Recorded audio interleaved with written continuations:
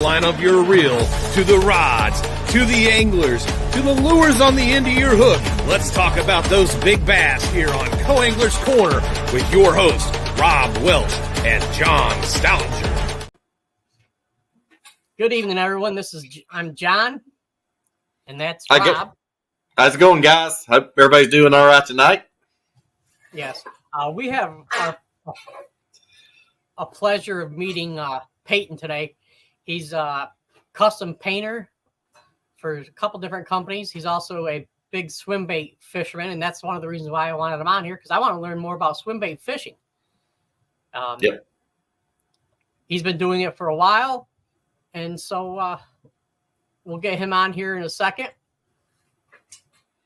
Yeah, but forward, that's one area I need to improve on for sure. So, guys, get your notebooks ready. Get ready to take some notes. This guy's been doing swim baits for a long time, and look for some tips and tricks from him for sure. 100%. Yep. So, all right, you'll work the controls tonight? Yep, I got you, man. All righty, man. We'll bring him on. You ready? Yep, let's roll. Hey, how's it going, Peyton? Hey, what's up, guys? All right, doing good, man. Awesome. Well, I appreciate you guys bringing me on the show. It's really cool what you guys are doing here. Appreciate it. My name is Peyton Stumpf. I've been swim baiting for a while now. I'm a custom painter. I'm a taxidermist. Just trying to stay in the fishing industry. Other than that, I just like to fish, and swim bait fishing happens to be one of those things that I'm I wouldn't say addicted to, but I couldn't live without it. I'll tell you that. Nice. Yeah. One of our friends, Rick Amato, he's down in Florida. He's saying, hey, guys. So. Yeah, Rick's always on here. Great guy. I think we're going to have him as co-host one time. He's on here so much. Am I supposed to see the comments at all so I can read them, or are you guys only the ones seeing them? We'll read them to you, Peyton. Cool. Yep. Cool. Yep. All right. Yeah, we got you. Awesome. Yep. So, if you don't mind talking about a little bit about your background and fishing and swim bait particularly, that'd be awesome. Yeah, absolutely. I grew up in the Ozarks, just north of the Boston Mountains, Table Rock, Bull Shoals, Lake of the Ozarks, stuff like that. My dad fished professionally for a while, so obviously that kind of ran in the gene pool.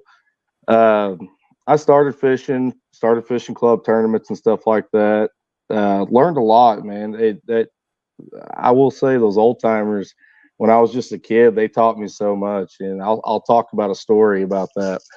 Other than that, I've lived on the lake for most of my life, so it's just natural. The water comes natural to me. I love fishing. I love hunting. So that's kind of what drew me into bass fishing. Swim baiting. Honestly, it just kind of looked cool on the internet one day. Hey, nothing wrong with that. It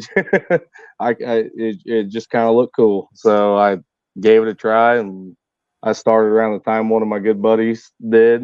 We kind of learned it together. He went on a hiatus and threw him for like 5 years straight and didn't pick anything else up. So he's taught me a lot, But I've been throwing them for quite a while, and I do mix in conventional, like when I'm fishing a tournament or something. I'm not one of those guys that say, hey, you got to go force feed them a swim bait, but I am one of those guys that says that, it's the 10 millimeter socket in your toolbox. You know what I mean? It's that important tool that I can never find it done. Yeah. Well, if you've seen the mess on my table here full of swim baits, I can never find the one I'm looking for. So, it kind of makes sense. Yeah. No, it seems like whenever I'm looking for that 10 millimeter, I have to go buy one. I don't know. Right. and then you find it. So, So I started out, throwing an ABS bait. It was an S waver. Yep. That's what I started out with. I graduated from that and went right to a KGB Chad. That's when I fell in love with the KGB Chad. Yep. I threw the Chad and the Legend for probably 4 years solid.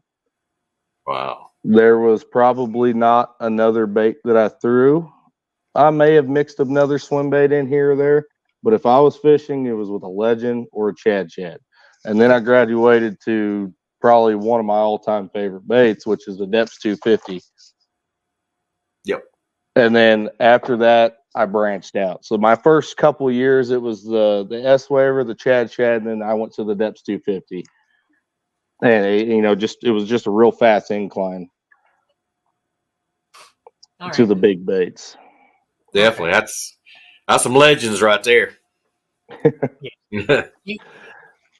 Is there a reason why you switched? Is it action, size, quality? You mean switching between the Chad and the Legend? Yes. Oh man, if they're just munching a Chad, you might as well throw something bigger. I mean, here's a Chad. This is the new Chad, and this is the new Legend. Okay, Chad's on top, Legend's on bottom.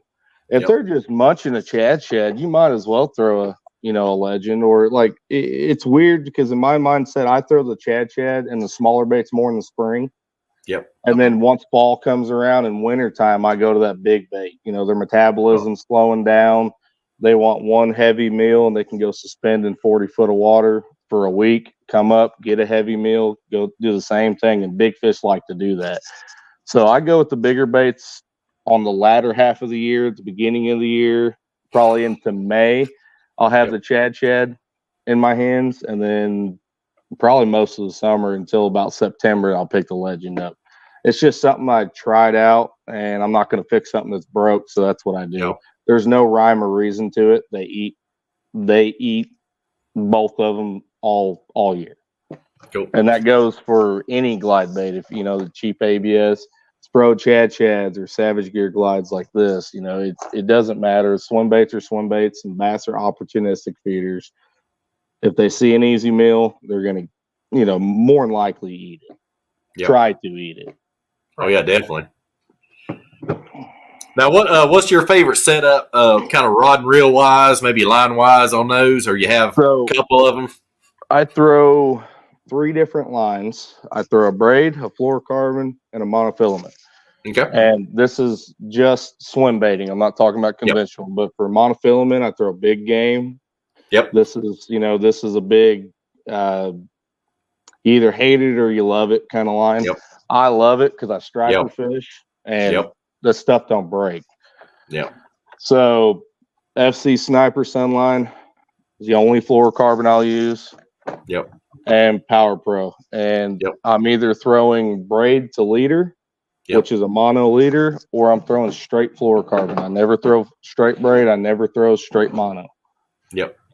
And the reason why is because the low stretch in that fluorocarbon inputs more, the bait reacts better with reel input because I don't use rod input to work a swim bait. I use reel input. Yeah. So when you got that, there's that shock. There's nothing to absorb that sponge. Yep. It's just a sharp action. That's the reason why I do that. Now, reel wise, you cannot go wrong with a Lew's Super Duty 300. Yep. It's the only reel I'll throw big baits on. I own, I probably shouldn't say out loud, my wife's in there. So understand. You own a couple. Yeah. You own a couple. I own a couple. But Lew's Super Duty 300 will throw the Chad. Yep. All the way up to the KGB King, which is 8 ounces. If you're throwing stuff that weighs a pound, like the KGB Pounder, I'd upgrade to a 400 series reel at that point. But if you're going from 6 inches to 11 inches, this is my reel right here. Wow. I keep it simple. Lew's Super Duty 300, 7+ gear ratio. Yep. I don't throw anything under 7. Warmer months, I throw a higher gear ratio. Colder months, I throw a lower gear ratio because in warmer months, I want to keep that bait up on the surface. Yeah. Right. So other than that, there's line reel rods. I throw F5 custom rods. I'm really liking the Baitworks F5 rod. I have the 806, and it's just I've thrown a lot of Brad's rods. It's just a perfect rod for going out. Oh, I want to throw a Chad, and then 10 minutes later, if I want to throw a 250, I can throw it on the same rod. So Okay. that rod is probably my most versatile rod. Yeah. Other than that, I have technique specific rods to Rev 5. I could sit here and go through all of them, but like for big softies, I use an 807. It's just a Yep. broomstick. Other than that, it's just, you think of big swim baits like a big crankbait. Yeah. You want that parabolic bend in it, that load up. It's a big bait. When you hook a bass and it comes up and shakes, you want everything in your favor, especially if it's a 10-pounder, because when you're fishing swim baits, you're fishing for the biggest fish of your life. Oh yeah, kickers. So you want everything to line up. So if you're throwing these baits on a rod that's not fit, like say, oh, I can get away with a flipping stick. Well, you hook into a 7-pounder and it throws it. You can't blame anybody but yourself. Yep. If you eliminate those things, you can slim the chances down. Yeah. Now, that's on rods. I like a parabolic rod. Hooks, Yep. I only throw Gamakatsu hooks. Yep. I live in Missouri. I throw 1X hooks. We don't Yep. have 10-pounders caught regularly. We don't have. Now, if I'm striper fishing, I'll go up to a 3X hook, like on that right there. Go up to a 3X. But for the most part, swim bait fishing in Missouri, guys, I wouldn't say up north, because them smallies up north, they're strong. They'll bend out a 1X hook, but like, I don't know, they just stick better. I don't see a need in throwing a 2X hook. I only throw round bends on my glides. Yep. They stick better. Smallies with swim baits, man, they don't like to eat. They'll eat every bit of the swim bait besides the 2 shiny things hanging from it. Yeah. It's unreal how they can do that. Yeah. I had the biggest smallmouth of my life do it, and it came up and ate a legend just like this. Yep. And I set the hook and didn't get her. Yep. But those 1X hooks, if I do happen to pop her in the gill plate, it's going to go. Yeah. That's why I throw 1X hooks. Size, I mean, you just throw your preference on size. Heavier, faster, slower sink. Just like a jerk bait, if you don't want to add lead to your jerk bait, throw a heavier gauge hook, heavier gauge split ring. Other than that is my line, reel, and line preference. It's pretty simple. I've been doing it long enough to where I've just dialed down what I like. And that's what I throw personally. Now, a lot of guys like copolymer lines as well. Yep. I haven't messed with a copolymer line myself because, like I said earlier, if it ain't broke, don't fix it. Yep. But that is my setup for that. Okay. I think I covered everything. Rods, F5, reels, line, hooks. Now, You got good package. Yes. Thank you for that. I'm gonna try to indulge as much as I possibly can to you guys. There's a system that I use and it works, and I get off on the fact that other people can take this information and go do the same thing and have success. It brings happiness. And if you don't like bringing happiness to people, it's just, I don't know. That's why I'm an artist. I like being inspired by other people. There's a feeling of hope when you're inspired by somebody. So I don't try to keep too many secrets. If I'm doing something and I'm successful, share it with me. Definitely. There you go. I agree. So as far as the rod, you said you wanted a rod with a parabolic bend. Do you go to a composite rod or do you go glass? No glass. I don't have any glass swim bait rods. I'm sure there's some made. Right. I can't think of any off the top of my head that are glass. I'm sure some of these builders, Leviathan or Brad or, somebody has made one, but I don't think they're very popular. I believe mine are just composite. I could be wrong. I don't know the internals of it, to be honest with you. Oh, that's fine. Cool. But you definitely don't want an extra fast taper. You mean tip wise? Yeah. Yeah. Yeah, you want it just depends on what you're doing too, because like I said, if you're throwing a bull shed, which is a burn pause bait. Yep. and they're coming up and you're burning it, they hit it like a freight train. So sometimes I will bump up to a 1X hook, or 2X hook, not very often. And then I want something that's not quite as noodly. I want something that's going to stop that fish in its tracks. Because once that fish gets its head turned, it's over. Yeah. You know, I don't want that fish to get its head turned. And that's when they're coming full speed and just freight training the bait. If they just come up and mouth it, I still have time to get their head turned towards me. Yep. Right. Do you use a action rod? Do you use like a heavy action, extra heavy, medium? Yeah, well, the one that I throw the versatile one I was talking about, that's an extra heavy. Okay. Heavy. Makes sense. Yeah, it's just an all around great rod. Now, F5 makes an affordable line of rods. It's the Ghost Code series. They make conventional rods too, you know, but they have swim bait rods to fit broad needs, if that makes sense. You know, like this is a treble hook rod. Yep. This is a jig hook rod. I mean, it's just broad, but they do make them and they do work very well. Oh, cool. Nice. Now, if you have somebody just getting into the swim bait game, we recommend Chad Shad starting off there, or what kind of you recommend? No, I don't. Okay. I mean, obviously, I want to sell baits, you know, for the KGB company, but I don't recommend starting off there because that can also, I mean, it's a catch-22 because, you know, somebody new that buys a Chad and goes out and throws it, breaks the son of a gun off, they'll never buy another one. Yeah. They didn't have the experience of catching fish on that bait. Right. You know, it's just, they're done. There's a customer lost. So personally, I would go with like the Spro Chad. Yeah. Yeah. Yeah. Or the Savage Gear. If you're wanting to like dip your toes in the swim baits, but you don't really want to, you know, you want to fish stuff that, you know, like big topwaters, you know, they're a great way to get familiarized with the swim bait world. Yeah. They have big hooks on them, you know, number one, like these mega dogs have size 1 gamakatsus on them. That's a big hook.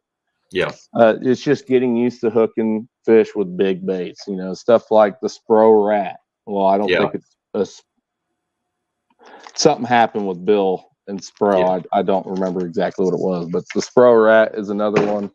I heard a lot of night fishing guys swear by that rat. Old night fishing guys, you know, they swear by wake baits. You know, you got wake baits like this wood rat. This is a D-Tex rat.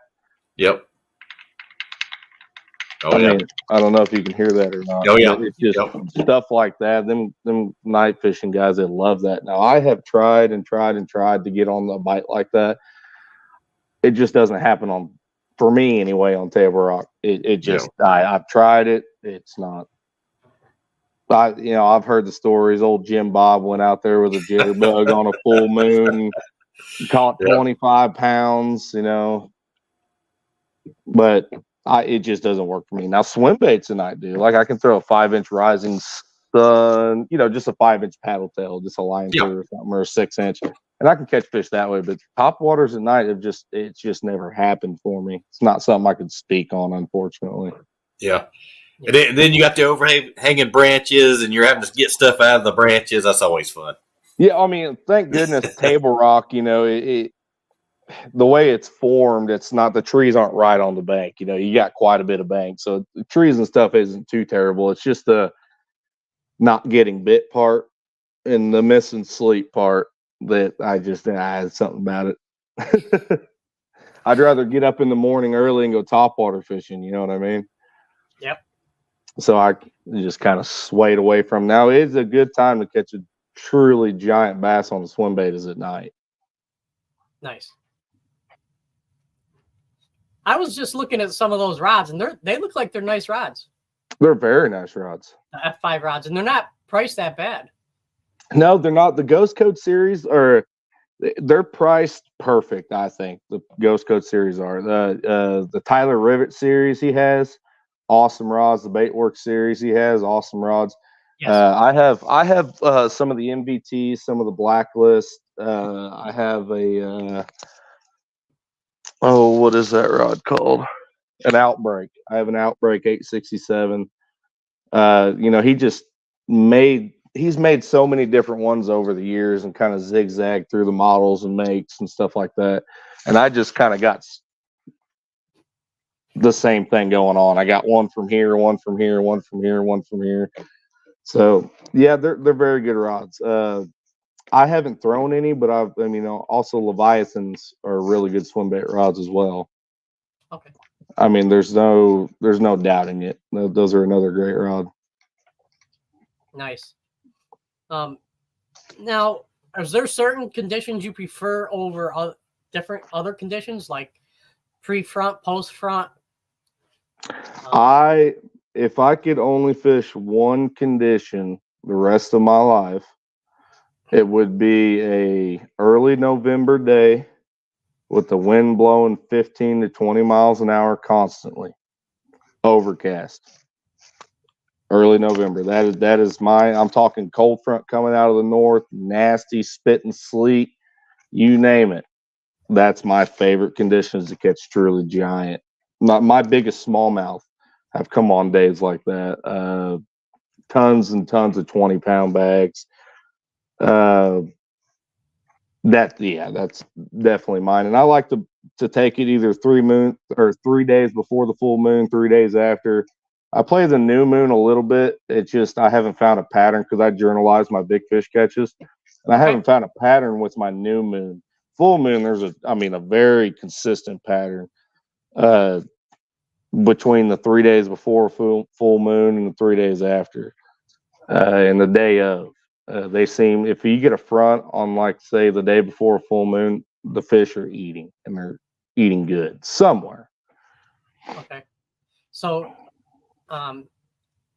I guess those conditions that you're talking about are for bigger swim baits, or yes, okay. For big. That's when I'll throw anywhere from a 9 to a 12-inch glide bait. Okay, even for the smallmouth.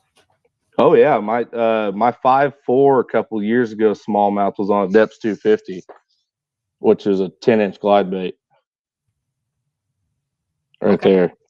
My 5.4 came on that, and then my 5.2 came on a Legend, the original Legend of this bait, the original one.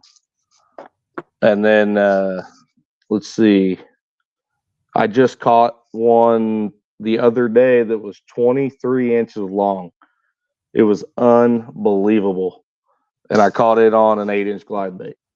Yeah. So first in the pudding. Big smallmouth like big baits. True. Scott Callan, he's on Lake Erie, big smallmouth guy. What water depth do you run them in? Oh man, I've caught them over 120 foot of water. I've caught them in 6 inches of water. I don't know. The way I like to do beginning swim baiters is I say, go throw that thing like you would throw a spinnerbait. Everybody's throwing a spinnerbait, right? Go throw it like you throw a spinnerbait. You know the videos, Kevin Van Dam up north, burning that spinnerbait across the top of the water and catching those big smallmouth. That's the perfect time to whip out the Chad and do the same thing and catch the kicker fish out of that school. That's what I would do. I'm not a northern guy. I always fish uphill, though. I try to fish uphill. Not always. I have a theory with uphill. You got the bank, you got the shoreline here. You got 3 pinpoints. When a bass is chasing a shad and it winds up in the shallows, it's got 3 pinpoints: the shore, the surface, and the bottom of the lake. If you can get a bass to follow you in shallow water, 9 times out of 10, you can make that fish commit than if you were to bring it out to deep water. It's just the mentality of an opportunistic feeder.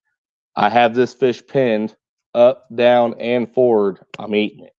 So I always try to fish uphill, because getting those followers to commit, especially say you're sitting in 30 foot of water and you cast to a point and you have that fish follow 5 foot from your boat, that is an incredibly hard fish to get to commit. Incredibly hard. It sees you, it knows you're there, You know, it's just so hard. But uphill, they don't see it. Nice. So that's what I have for him on the smallmouth up there. I'd fish uphill and I'd fish flats, Right. where the smallmouth are. I could see that'd be a good bait for a co-angler because it sounds to me like you can draw fish from good distances. Yes. So I have personally seen fish come up 35 foot after a big glide bait on live scope. 12-inch glide bait. Dang. On table rock. They can feel it. They know it's there. It's wild. I just seen, I think it was Milliken had a video. The water was real muddy or something like that. And this swim bait was coming down. Yeah, it was Milliken. The swim bait was coming down on the live scope, and the water's so dirty, those fish couldn't have known it was there. But those fish just went like this and knew it was there. It was the presence of, just the pure presence of that bait. It's wild what you can do with a big swim bait. Huh. Okay. They're great. They're very, very good tournament practice tools too, because you can go out and throw a truly, like this is the KGB King. It's not painted yet, but that's a 11-inch bait. That's a big bait. You can go throw that thing on bluffs, points, and just count your followers. You're reeling, and there's a 5-pounder that just followed me. Come back next day, tournament morning, and throw a smaller one because I know there's a 5-pounder sitting on that point. Okay. So with that being said, Scott says, thanks a lot. With the increased pressure on Lake Erie, we've been changing techniques. And this is something I don't think a lot of people up north use. So I think that'd be the New England Fishing Expo is going to change that. More and more swim bait guys are going to that New England show. More builders, I've noticed. Buka goes there now. I think Hill Country was going to go there. Sherpa swim baits, Real Prey swim baits. They're starting to really and it's a smart business move. It's good marketing. They're going up and they're trying to get another territory, if you will. Yep. And it's going to get popular. So get it while the going's hot right now. Yeah. So you're talking about the New England Swim Bait Expo? Uh-huh. Okay. Yeah. That's on my schedule to try to hit that this year. Very cool. I think this year's already. I think they already did theirs this year. Okay. In New England. All right. Because I painted for it. Okay. Huh. Or maybe it isn't. I don't know. I think New England's done. Don't quote me. I know they just had the Northeast Fishing Expo, but they have one. That's what I'm thinking of. Okay, because they have another one. That's what I'm thinking of. You're correct. Another one. Yeah, they have another one. I want to say in a couple of months. That's Swim Bait Expo. Mm-hmm. Okay. Yeah. You are correct on that one. The NE show is what I'm thinking of. And Scott says we've tossed them as search baits out on the flats, but it's like a spy bait. You have to put water time in with the bait. Yeah, that is. I mean, you couldn't have said it better. You have to go fish swim baits to catch fish on swim baits. I mean, yes, that's just how it goes. You have to fish them. There was many times where I came home very, very defeated when it came to swim bait fishing. I've been defeated for weeks before. And then I just stuck with it, and then all of a sudden you find something and it makes it all worth it. I don't think swim bait fishing is the win all for tournament fishing. I believe it's definitely a tool. It definitely helps. It's just not this magic thing. And as somebody getting into swim baiting, the worst mentality you can have is buying a bait because you believe it's the win all. You believe it's going to catch you fish just because it's a swim bait. I see it a lot. It's just, I'm sure you guys have seen it. Markets get hyped, certain brands get hyped, and then I won't name any names, but you guys have seen it in the last couple months. It just, I just don't want them to go into it thinking that it's magic. It definitely takes time. It takes effort. You are going to get frustrated. You are going to want to quit. You are going to go multiple days without a fish. You're going to skunk in tournaments. It's just part of the swim baiting lifestyle, I suppose. And I don't even live that way anymore. I used to fish exclusively swim baits, but I think I used to be that hard headed kid, swim bait or die, swim baits for life, only swim baits. Well, I seen something that Gail Radcliffe posted one day, the owner of Burrito Baits. And he said, if you're throwing a swim bait 365 days a year, there is a huge chance you're missing out on the fish of a lifetime. And ever since then, I read that and I was like, he's right. You could force feed them, but I could also go catch a 10-pounder on an A-rig, say I'm in Texas, or a jig or a swim jig. It's just, Right. That's kind of why I got back into the conventional fishing. But I still have a swim bait on my rod, probably 65-70% of my time now. Okay. Scott Callan says, John, your area is killer swim bait water. Biggest fish will show themselves when tossed around docks. Now, do you like throwing the swim bait around docks? Oh yeah. We have a particular place where you throw glide baits under the foam, and if you can get them to walk under the foam, you can. Once you get good at glide baits, you can, or a certain bait. Once you learn a certain bait, you can actually direct them under the foam more and more and more, just like you can a Zara spook.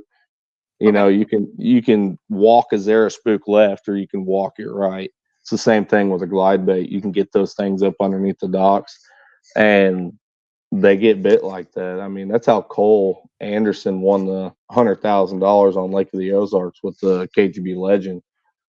He just flipped it over a dock cable on the back of a dock, skinny water, 2-3 foot of water, and won $100,000 with the big fish. Not a bad day. No, not at all. Oh yeah, what's crazy is he won a brand new Toyota Tundra at the Toyota's owners tournament shortly after.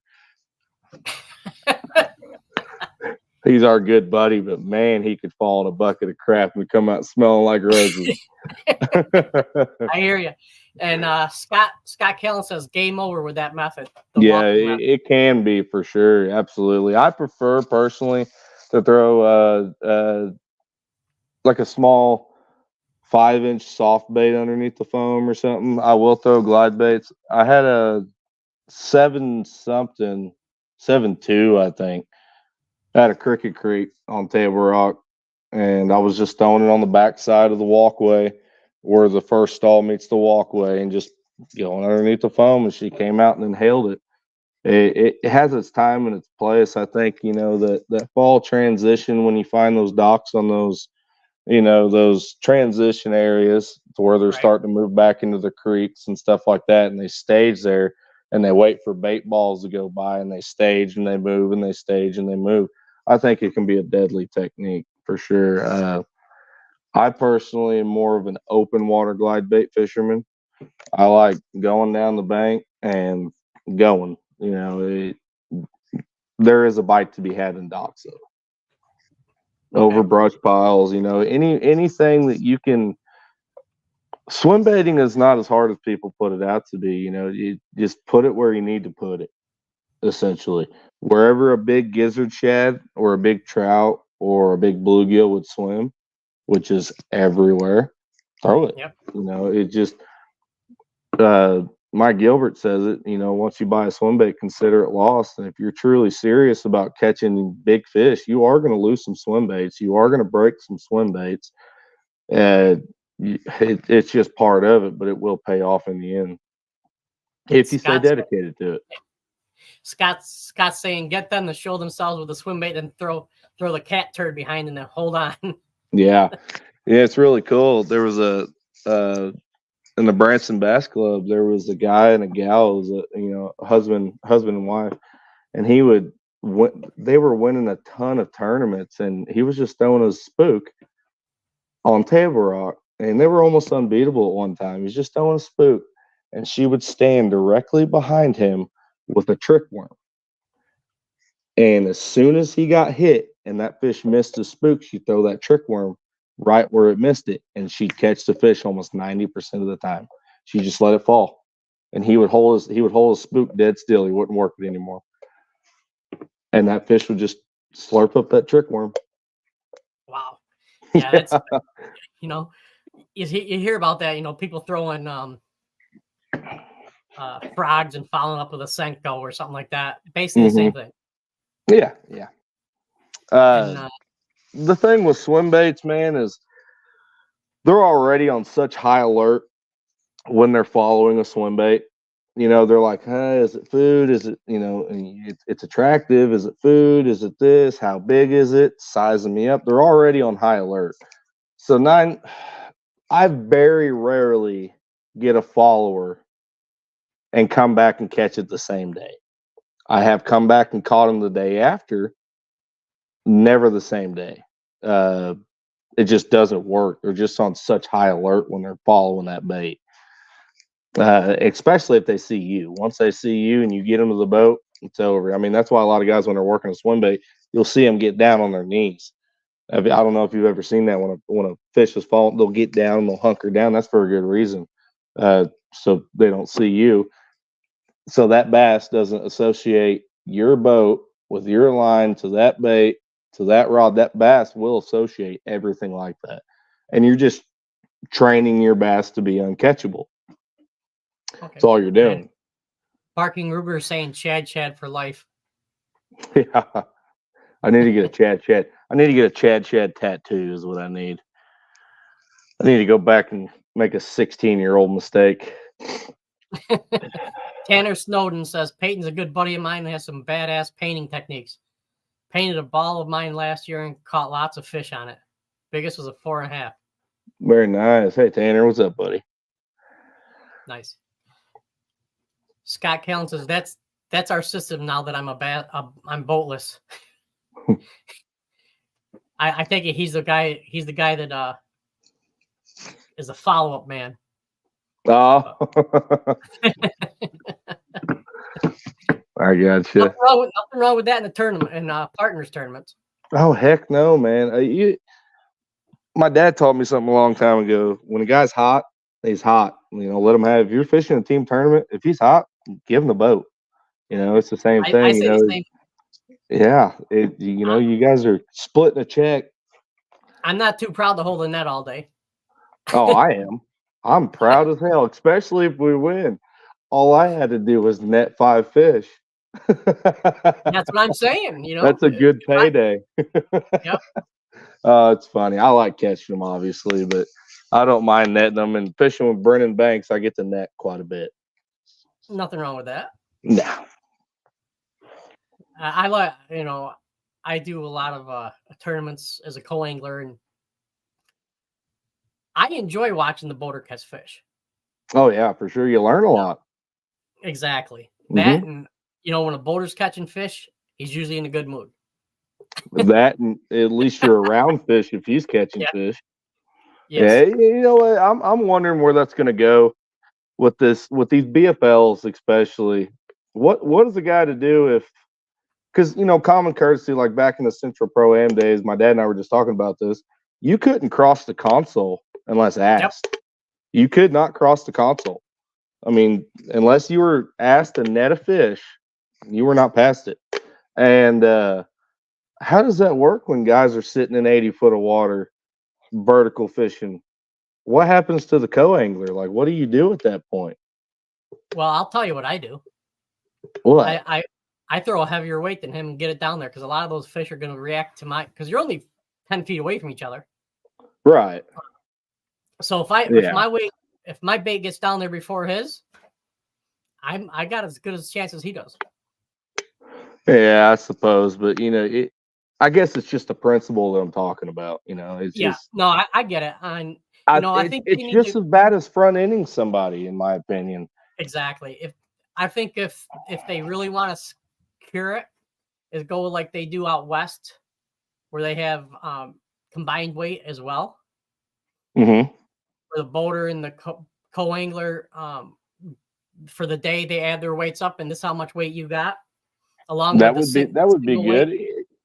Honestly, I just Because it's to me, it's not like a me against him. It's a boat against other boats. yeah, for sure. And Yeah. the boaters, the each person is fishing for themselves, but Mm-hmm. yet they're both joined together. Maybe an extra, maybe $1,000 if their boat wins. Mm-hmm. Or however much. I don't want to put a number on it, but that to me, that's the only way to do it, or to make it fair for everybody. The latest thing is not enough co-anglers. Well, that's been an issue for years. It's not since the 450. Yes, it has. It's been an issue for. I mean, They're just even looking for even something when to I blame was it a kid, even when I was a younger kid, I guess I'm still a kid at 26. But even when I was back then, they were struggling to find people in the club tournaments, and it's a club. There's supposed to be on. an even amount of. It's just like people complain about stuff that's been going on for forever. Yes, And it's but like, see, they just here's got another thing. It's like they're. So you guys know the paper graphs, right? Yep. The old paper graphs. Guys were taking jig heads and reapers and doing and grubs and doing exactly what they're doing today, except with a paper graph. They were just standing there and dead stick a grub or a reaper. Yep. And do the exact same thing. Now that went away for went away for 15, 20 years. Now here we are. You can't win a tournament unless you're not doing it, unless you're doing it. It's now just it. Now you said you're 26. You weren't around with paper graphs. No, I wasn't, but I know about them. I study Yeah, I know. history. The Yeah. history of bass fishing, and my dad fishing the Central Pro-Ams and the Redman Circuit and the Heartlands and stuff like that. That helps me. I still have a spool of his old paper. Yeah. So like, That's cool. I'm just saying the history is repeating itself. Yeah, but if you didn't know how to fish with a paper graph back then, you were in the same boat as the people that don't know how to live scope now. You get what I'm saying? So it's kind of like it's staying with the times, I guess. It's just repeating itself. I think it's a good thing and a bad thing. It's fishing. That's what it is. The whole live scope thing is anyway. I was just curious your opinions on the co-angler deal on that. Yeah. No, that's fine. Barking Brewer says I like to keep at least one chop style glide tied on. If I hit a stump, but I know I'm fishing waters, I'll throw it just to try to make them show themselves in shallow stained water. Mm-hmm. Yeah. That's absolutely. I grew up with that. Yeah, that's absolutely getting fish to show themselves. Swim baits are a very good tool to do that. If you obviously we have forward facing sonar now, so we can see them. But if you want to see the fish that you're going to be chasing the next day, throw a big glide bait. Try to get them to the boat so you can say, okay, that was a wolf pack of 5-pounders. There's 12 5-pounders on this point, and they ain't going nowhere. Right? Because, bass in the wintertime, they don't move very much. Bass in the early spring, it's right. That spring transition is when they really start to move. They come up, they're hitting brush piles, starting to come up to their staging and their spawning areas. Then they move. But in the wintertime, if you get a big follow, the fish is going to be within 100 yards, I bet, either way, of that spot. And you can find her on live scope. A question for you. When you're pre-fishing for a tournament and you're trying to find fish with a swim bait, glide bait, do you take the hooks off? No. No? Okay. No. Does that affect the action that much? Does it affect the edge? It just depends on what bait it is. It affects the sink rate more than anything. You know, because most glides, if they're, I wouldn't say most glides, but like this bait right here, if I was to take the hooks off of it, it's going to float. But Okay. those hooks, just that weight alone, which is probably, I bet a hook weighs, I don't know, a gram. Right. Just those two hooks right there cause this bait to do this instead of float. So I guess you could bend hooks over. I don't see the point. I have hooked them pre-fishing before though, but I mean, if you hook them, you're like, hey, dude, I just caught a bass on a 12-inch glide bait. I mean, that's an achievement in its own. Right. It's no easy task catching a bass on a 12-inch glide bait. That's for sure. It's very frustrating. It really is. Makes you want to pull your hair out. Yeah, Rick's going back to our co-angler conversation. If the co and me get along, I've asked them to come up front and fish. That really makes their day. It's all good. Yeah. You know, some people are polite and, you know, have good sportsmanship. But then, you know, there's some people out there, they're a little dickish. I mean, you can't sugarcoat it. There's some grumpy ass people out there. That's all I can say about that. I mean, as long as you pay your boater the gas money and stuff like that, I don't see any reason a boater should have a sour attitude. He's there. He knows he's going to have a co-angler. He's there for that reason. Why be an asshole to your co-angler? No, I can see, hey, I'm short $20 on gas. Yeah, whatever. But if the co-angler does what he's supposed to, they don't deserve that shit. Getting front-ended like that. They paid just as, you know, not just as much, but they paid to get into this tournament too. Yep. So, believe it or not, we're almost 50 minutes in. Holy smokes. Yeah. So we'd like to give you an opportunity to talk about yourself, your sponsors, promote people that you do, and you've done a good job of talking about that with your breakdowns and stuff. So do you mind telling us a little bit about, you know, if you have any sponsors you'd like to thank or people? Yeah. I mean, the people that keep me on the water, KGB swimbaits, for sure. Hill Country swimbaits. I didn't get to talk about it. I'd like to real quick. Sure. The Hill Country Medinas. They're just now starting to fire up in the market, but I've been telling people about this bait. This bait is only 6 inches long. This bait is only 6 inches long with the tail, and it swims absolutely incredible. It's the best 6-inch swim bait I've ever thrown, glide bait wise, that I've ever thrown. And they're finally starting to make it creep out into the market, which is really cool. The people that own it, Hill Country Swim Baits, obviously they're down there in Texas. Very good people. If you're wanting to get into swim baits, but you know you have a little extra pocket change, you don't want to go too big, that 6-inch Medina, man, it's good stuff. Other than that, you know, just normal stuff, loose fishing reels, F5 custom rods. I'd like to say something to them. They've really helped me when it comes to my swim bait fishing, you know, just F5 rods in general. When I first started, I started with a Daiwa DX. It's $100 swim bait rod. And I caught fish, but man, when you truly get a swim bait stick in your hands, it will make all the difference in the world. And that is comfortability, wear and tear on your body.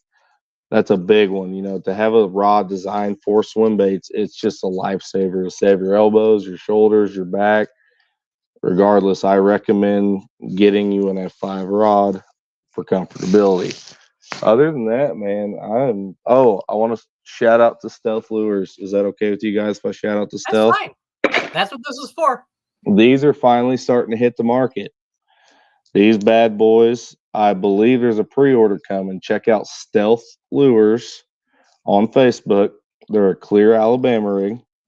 These have been tested for, I think, 7 years now. These have been in testing, and they just came out. This is not a project thrown together overnight. This is hundreds and thousands of hours into a product. I believe there was a trip to Mexico, and one guy had over 300 bass on one rig. They do not break. They do not break. It's just these are going to be a game changer. I have to plug him for sure. And I'm sure I'm forgetting somebody, guys. I paint for so many good people, you know. So if I forgot you, don't take it personal. But other than that, I appreciate you guys. I really do appreciate you guys letting me on. And Barking Guru says, any relationship to Timothy? He worked helicopters in the Air Force. No, I don't believe so. I worked on helicopters in the Army, so. Did you really? Yeah. Oh, he was talking to you. Oh, I don't know. But neither of us know him, so. Very cool. I have go ahead. I do have a question as far as your setup before I let you go. Mm-hmm. What the monofilament you have? Do you start out with the 50-pound braid down to like a 17 or 20? So what I do, I do switch it up, but for all around, I run a 65-pound braid to a 20-pound to a 20. Now I can throw 15 on the chads because I happen to know the guy who makes them. So I throw 15 and get a little bit better action out of them. It's just a more fluid, lighter line, less resistance. 20-pound is what I throw anything other than the Chad or the Medina on. I don't bump up to 25. I will throw the King, which is an 8-ounce bait on 20-pound test. That's what I throw. I do not recommend that. I recommend going up to 25. Other than that, the straight fluorocarbon is more my thing for end of November to the end of March. I'll throw straight fluorocarbon. And then from then on, it's braid the leader all year long. I believe that little bit of help with the fluorocarbon in the wintertime helps, look more natural, stuff like that, especially with pressured waters. But when I'm just chopping and blasting a glide bait across the surface, that braid the leader works really well. They cast further, and I can really feel bites. All right, sounds good. All right, buddy. Well, thank you very much for everything. I definitely have a place to go with now for swim baits. Yeah. Because I honestly didn't know what rod to use. I would use a flipping stick, but you've convinced me I need to get a little bit different rod, different style. It'll help you tremendously, man. It'll help your body. The main thing is your body. You want to stay healthy. And throwing heavy swim baits on gear that's not made for will hurt your body. Yeah. And there's guys out there, don't be a wuss. No, this stuff's serious. You spend years throwing heavy baits like that, it will put wear and tear on your body. Yeah. It's like trying to throw an Alabama rig on a medium action rod. Yeah, exactly. I mean, it's not suitable. You can get by with it, but the all around, the cheapest one would be the Dobbins Fury series.